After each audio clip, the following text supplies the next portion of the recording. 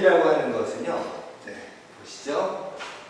몸을 움직이면서 호흡과 근염을 배합해 만들어진 건강법이자 고대에는 치료법으로 사용되었는데요. 아주 오래된 역사를 지니고 있습니다.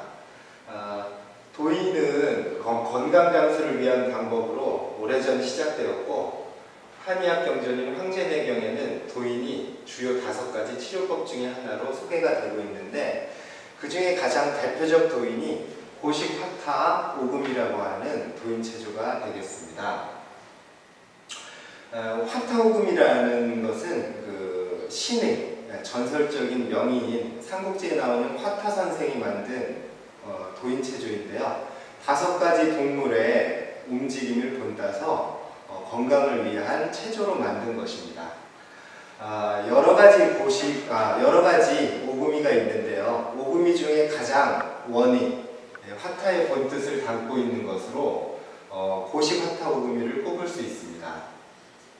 고식화타 오금이가 왜 화타의 원리를 풍부하게 담고 있다고 말씀드릴 수 있냐 하면, 형식이 온전하고요.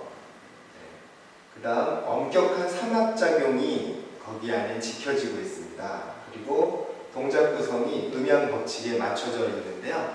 핵심은 이 삼합작용에 있습니다. 자, 이쪽 보실까요? 삼합작용이라는 것은 신체의 조합을 통한 운기 능력을 갖고 있다는 것인데요.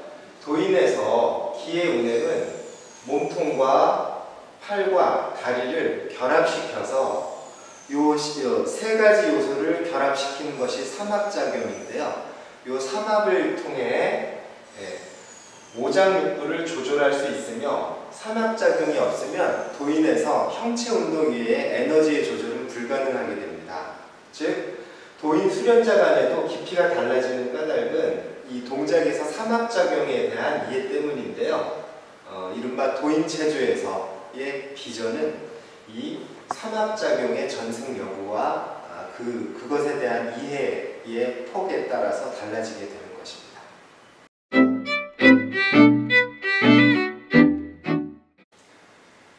그러면 삼합작용에 대해 구체적으로 설명을 드려볼게요. 삼합이라고 하면 여러 가지로 설명되지만 아주 간략하고 그 핵심을 말씀드리면요, 팔, 몸통, 다리. 즉, 우리 신체의 이 3 요소를 조합시키는 상태에 따라서 우리 신체의 움직이는 부위와 에너지가 통하게 되는 상태가 달라지게 되는 것이죠. 그래서 매 동작마다 목적이 있고요. 그 동작이 갖고 있는 목적이 있고, 그 동작을 통해서 정확한 자세가 이루어지게 될 경우에 신체 내부에 간을 조절한다거나 위를 조절한다거나 또는 머리를 조절한다거나 아니면 이 팔다리의 관절들을 조절하게 되는 그 영향력이 있게 됩니다. 이것이 삼합작용입니다.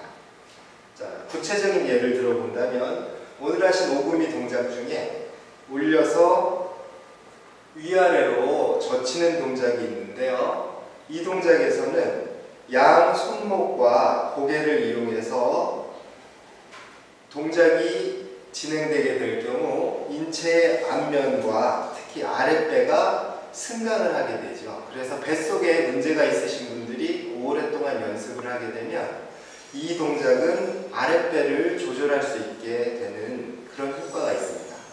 또는 한 손을 위로 올리고 한 손을 밑으로 내린 상태에서 두 양 손목이 상하에서 연결된 다음 위아래로 젖혀주게 되시면 이 양 손과 고개에 의해서 인체의 중심부가 승강을 하게 되는데, 소화가 잘 안 되시거나 가슴에 열이 있으신 분들이 이 동작을 하게 되면 이 몸통의 중간 부위, 특히 비위라 그러죠. 이 부분이 기가 소통되게 되는 효과를 가져오게 됩니다. 그렇기 때문에요, 이 삼합작용을 어떻게 터득하느냐가 도인을 이해하는 가장 핵심적인 요소라고 할 수 있습니다.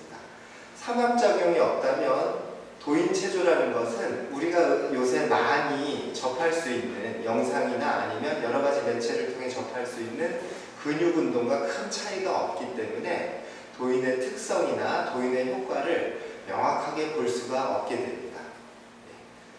상압작용을 통해